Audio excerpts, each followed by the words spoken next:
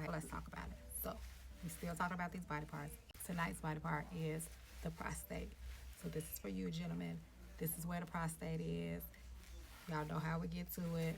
It is, y'all see, it's the vulnerable spot. It's a very sensitive spot, but we're talking about the health and wellness of it. Plus, we're talking about how the emotions that are attached to you, things that might be going on in your mind, in your heart, they may be affecting what might be going on with their prostate. FYI, get your prostate health checked out. Gentlemen, if it's that time to get it checked, go and get it checked. But at any rate, if your prostate is bothering you, are you somebody who feels inferior to others? Are you someone who feels stuck? Are you someone who feels ashamed? Are you someone who suppresses your feelings? Are you someone who feels helpless? Are you someone who feels very guarded? Are you someone who feels like you're lacking confidence? Are you someone who feels like you're lacking in the trust area? Are you someone who feels like you're lacking in feeling secure within you or with others? Are you someone who feels rejected in your masculinity? Are you someone who is not comfortable with expressing your feelings? Are you have some deep seated disappointments in your life that you've never dealt with? Are you someone who has a lot of resentment? Are you someone who feels guilty a lot?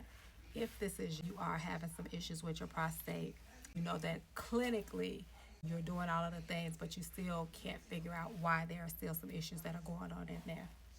Please address every clinical issue. Please, if you haven't had any testing to this done, or if you have any of these feelings and you're wondering why maybe your prostate is giving you troubles, I want you to do some education. I want you to do a little bit more research so you can understand what may be going on with your prostate. We'll go to the health side of it a little bit later. But if that's you, always do all of the things. But if you're thinking about adding some alternative or holistic manners, ways to care for it, this is what we're going to talk about. And if you are under the services of any healthcare provider, what I need you to do is I need you to let them know what I heard a girl, she was talking about some herbs, and I'm thinking about adding these herbs to my regimen because I'm taking some medication.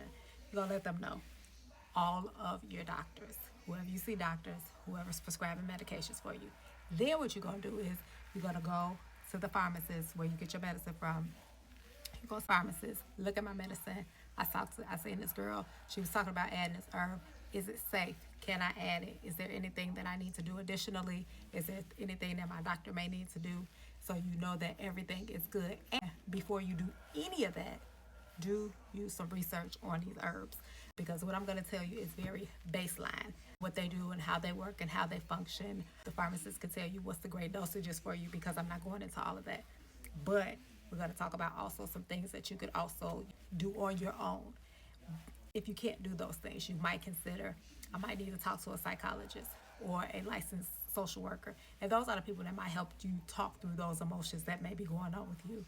And then you could talk to maybe a psychiatrist, because it might be some issues that are going on with you that are deeper, that are causing an imbalance where you may need some more medication prescribed.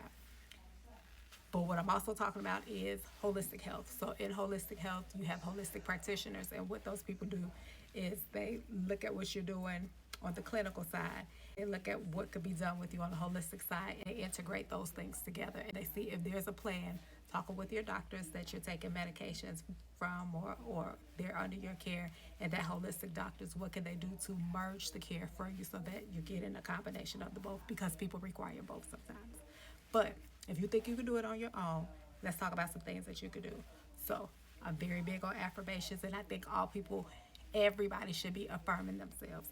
Affirm what you want. Affirm those feelings away. Affirm whatever feelings that you want to feel. This should be a daily practice. You should wake up in the morning affirming yourself. You should end your night affirming yourself. And throughout the day, if you feel like you need to affirm yourself, practice whatever those feelings that you feel. And if anything that I said applies to you, you got some prostate issues.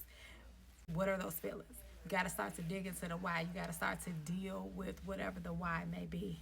Journaling is a very great tool. Getting those feelings just out. Seeing what you can do with those feelings, because you might journal out something that you never thought that you had to deal with. And then you may say, I can't handle this, so I might need some additional resources to help me with it. But sometimes when we write, we talk those things out, because you could have a verbal journal, because everybody is not a writer. I get it. And so get you a tape recorder and just sit with your feelings. Sit with your why. Sit with whatever emotions that you want to tackle at that particular moment, and dig and see, why am I having this emotion? Why is this here? What can I do about it? How can I remove it? Where did it come from? And it may lead you down a road that just you got to deal with in order for you to get rid of the exacerbation that may be holding on to what could potentially heal your prostate, if you know that you're doing all of the things on the clinical side correctly. Again, ask for those emotions to be released. Make sure your diet is in order. Make sure you're getting enough fluids in. Make sure you're doing all of those things that you can do yourself. And do some more research on like visualization. Visualize that you have complete healing of your prostate, and how would you like to see it better? Visualizing that pain, that whatever is associated with whatever conditions that you may have associated with your prostate, those things are removed away. Usually the feeling that you get from a lot of men is that they have like tugging or burning sensation. So you want to visualize that tugging and burning sensation is being actually pulled and tugged and removed from your prostate. So that's what visualization really looks like.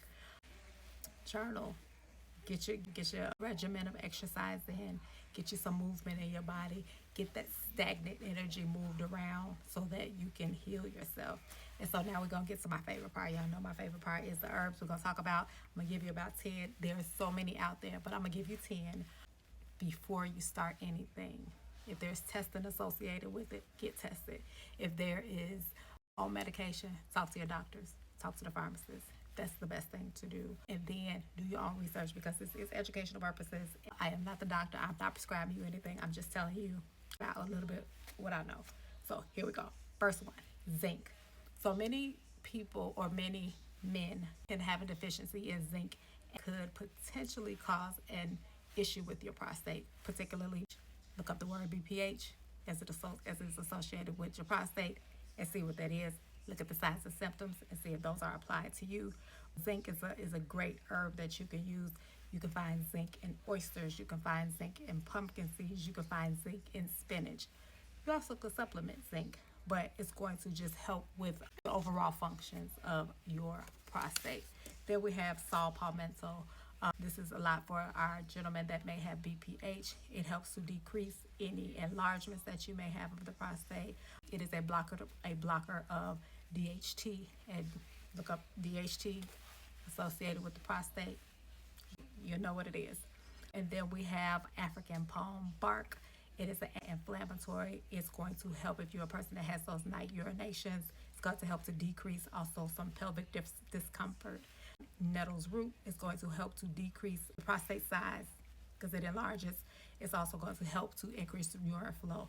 Turmeric, a goat, it has its inflammatory properties, and it is a contributor to decreasing any tumor growth. Green tea has antioxidant properties. It also helps to slow down any tumor growths or cancer growths.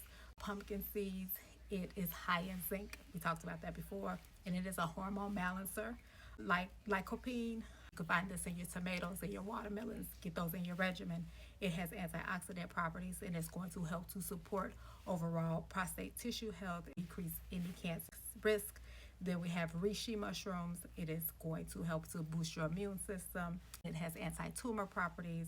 We have ryegrass pollen extract. It has anti-inflammatory properties. It promotes urine flow and overall health. So if your prostate is affecting you, get all the help that you need. If you like this, share it out to somebody, send it to somebody. Make sure you do all of the things I told you to do. See y'all next time.